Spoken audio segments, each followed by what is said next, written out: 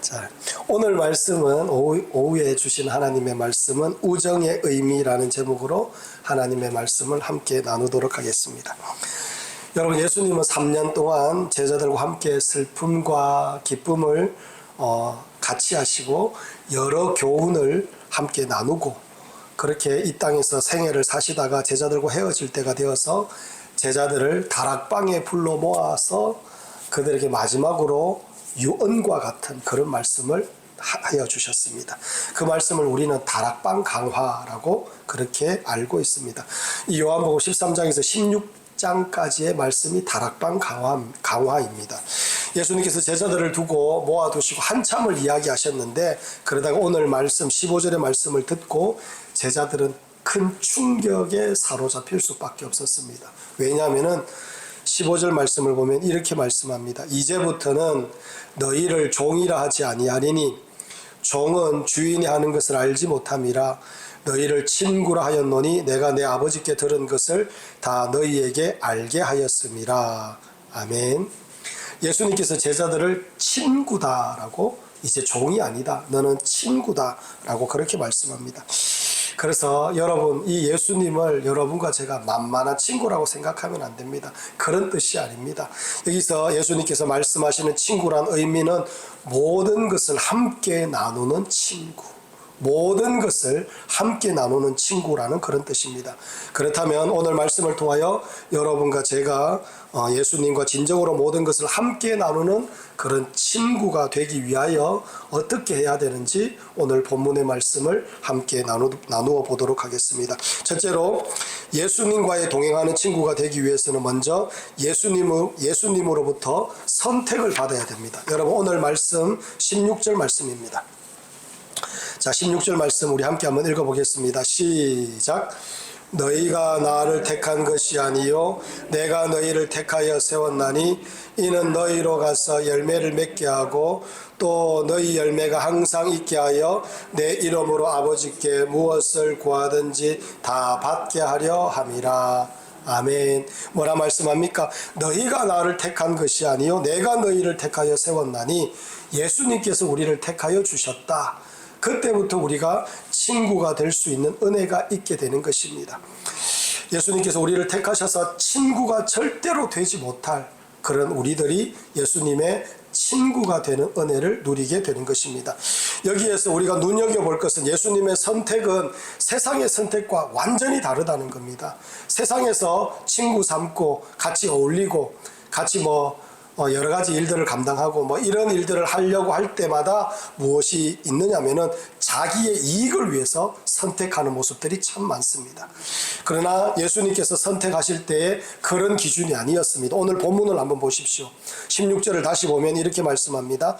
너희가 나를 택한 것이 아니요 내가 너희를 택하여 세웠나니 이는 너희로 가서 열매를 맺게 하고 또 너희 열매가 항상 있게 하여 내 이름으로 아버지께 무엇을 구하든지 다 받게 하려 함이라. 아멘. 여러분, 은혜 되는 말씀 아닙니까? 피곤하신가 보죠. 저만 은혜가 되나? 다 은혜가 될 줄 믿습니다. 여러분, 우리가 열매를 맺을 수 있도록 그리고 아버지께서 무엇을 구하든지 다 받게 하기 위하여 예수님께서 우리를 택하여 주셨다라고 말씀합니다. 주님께 득되는 게 하나도 없습니다. 여러분, 한번 생각해 보십시오. 우리 주님은 가장 좋은 것을 주고 가장 선한 것을 주는데 여러분, 우리 주님께서 그렇게 우리에게 모든 좋은 것들을 주기 위하여 우리를 택하여 주셨다라고 말씀하고 있습니다. 그래서 이 세상에서 예수님으로부터 선택받은 사람이 제일 행복하고 제일 신나고 제일 감격스러운 인생을 사는 겁니다. 기도하면 다 되고요. 기도하면 하나님 은혜가 임하고요. 기도하면 붙잡아 주시고요. 기도하면 사랑해 주시고요. 기도하면 손잡아 가주시고요. 기도하면 하나님의 나라, 하나님의 영광을 허락해 주십니다. 친구된 우리가 그런 은혜를 누리게 되는 것입니다. 사랑하는 성도 여러분, 우리 인생 가운데 어려운 일이 있고 풀리지 않는 일이 있습니다. 그럴 때마다 우리는 친구 되신 우리 구주 예수님의 이름을 의지하며 마음껏 구할 수가 있습니다.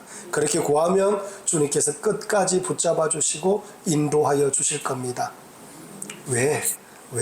우리 주님은 친구를 버리지 아니하십니다.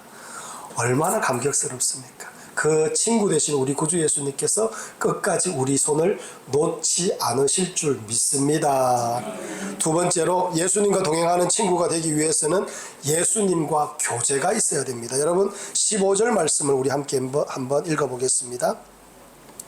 15절 말씀 읽겠습니다. 시작. 이제부터는 너희를 종이라 하지 아니하리니 종은 주인이 하는 것을 알지 못함이라. 너희를 친구라 하였노니 내가 내 아버지께 들은 것을 다 너희에게 알게 하였음이라. 아멘. 여러분 15절을 보면 예수님께서 내 제자들을 종이라고 하지 아니하시고 친구로 대해주시면서 하신 말씀이 내가 내 아버지께 들은 것을 다 너희에게 알게 하였음이라 이렇게 말씀합니다. 여러분 예수님께서 아버지께로부터 들은 것을 다 나누어 주겠다. 내가 너희들에게 알려주겠다라고 그렇게 말씀합니다. 예수님께서는 다른 사람들에게 병 고쳐주시고 먹을 것을 주시고 그리고 또 여러 가지 그 많은 사람들에게 이것저것 가르쳐주고 말씀해 주셨지만은 진짜 중요한 하늘의 비밀, 천국의 비밀, 죽음의 이유, 부활의 영광 그런 것은 제자들과 함께만 나누었습니다. 이게 정말 중요합니다. 나눌 필요가 뭐가 있겠습니까? 여러분 제자들이 도움이 되었겠습니까? 안 되었겠습니까? 도움이 전혀 안 되었습니다. 제자들은 가면 갈수록 자기 생각만 가지고 있고 예수님의 도움이 되지는 못하고 마지막에 예수님을 부인하는 것까지 있지 않았습니까? 그래서 예수님은 이 친구들이 이 제자들이 예수님을 부인할 것까지 알고 있으면서도 예수님은 그 모든 것을 나누고 또 나누어 주셨습니다. 사랑하는 성도는 이게 정말로 우리에게 큰 은혜가 되는 그런 말씀입니다. 여기에서 우리가 잠시 생각해 보아야 될 것이 뭐냐면은 예수님께서 친구된 우리들에게 제자들에게 자기가 가지고 있는 하늘의 비밀을 다 나누어 준 것처럼 여러분과 저도 예수님을 친구로 알고 있다면 영원히 나와 손을 함께 잡고 하나님 나라 하나님의 영광을 위하여 존재하는 그런 친구로 여긴다면 예수님께서 우리에게 천국의 비밀, 하늘의 비밀을 다 나누어 주신 것처럼 우리도 우리 인생의 여러 가지 모든 비밀들을 주님과 나누는 인생을 살아야 된다는 겁니다. 여러분의 아픔도, 여러분의 어려움도, 여러분의 기쁨도, 여러분의 즐거움도, 여러분의 억울함도 주님과 깊고 깊은 교제를 나누면서 다 나눌 때에 비로소 주님과 교제하며 주님과 동행하며 주님을 붙잡고 가는 그런 모습이 되는 것입니다. 그게 바로 친구다라고 우리 주님께서 말씀하고 계시는 겁니다. 할렐루야. 사랑하는 성도 여러분, 사람은 어떨 때 변하느냐면은 여러분과 제가 언제 변하느냐면은 예수님과 나눌 때 변합니다. 교회 오래 다니고 뭐 대단한 일 하고 이런 것으로 사람이 변하는 게 아닙니다. 진짜 내 어려움과 내 기쁨과 내 아픔과 내 즐거움, 내 행복 이것을 주님과 함께 교제하며 나눌 때에 우리가 변화되는 역사가 있는 겁니다. 사랑하는 성도 여러분, 주님과 나누십시오. 주님 앞에 고백하십시오. 주님의 뜻을 물어보십시오. 변하기 시작할 겁니다. 여러분에게 은혜가 임할 겁니다. 여러분과 제가 주님과 함께 깊고 깊은 모든 것을 함께 나눌 수 있는 그런 하나님의 백성들이 되기를 간절히 축원합니다. 나누십시다. 자, 세 번째로 예수님과 진정으로 동행하는 친구가 되기 위해서는 순종해야 됩니다. 여러분 14절 말씀을 우리 함께 한번 읽어보겠습니다. 14절 말씀입니다. 다 함께 읽습니다. 시작. 너희는 내가 명하는 대로 행하면 곧 나의 친구라. 아멘. 여러분 이 말씀은 예수님께서 순종을 강요하는 것이 아닙니다. 순종함으로 하나님의 은혜로 인간이 누릴 수 있는 가장 거룩한 영광을 누릴 수가 있기 때문입니다. 순종을 통하여 모든 것을 하나님께서 주시는 모든 신령한 것을 맛볼 수 있기 때문에 주님께서 너희는 내가 명하는 대로 행하면 곧 나의 친구라 그렇게 말씀합니다. 진짜 친구는 좋은 것을 줄 압니다. 우리 예수님께서 진짜 친구이기 때문에 가장 좋은 하나님의 영광을 함께 누리고 알게 하기 위하여 순종하라 그렇게 말씀하고 있는 겁니다. 마태복음 7장 9절에서 11절의 말씀입니다. 너희 중에 누가 아들이 떡을 달라 하는데 돌을 주며 생선을 달라 하는데 뱀을 줄 사람이 있겠느냐? 너희가 악한 자라도 좋은 것으로 자식에게 줄 줄 알거든 하물며 하늘에 계신 너희 아버지께서 구하는 자에게 좋은 것으로 주시지 않겠느냐 이렇게 말씀합니다. 예수님은 진정으로 사랑하는 자에게 가장 좋은 것을 주고 싶어서 우리에게 순종하라 라고 말씀하고 있는 겁니다. 사랑하는 성도 여러분, 그렇기 때문에 기꺼이 순종하는 하나님의 백성들이 되어야 될 줄 믿습니다. 순종이라는 단어의 뜻은 듣는다라는 그런 단어에서부터 출발합니다.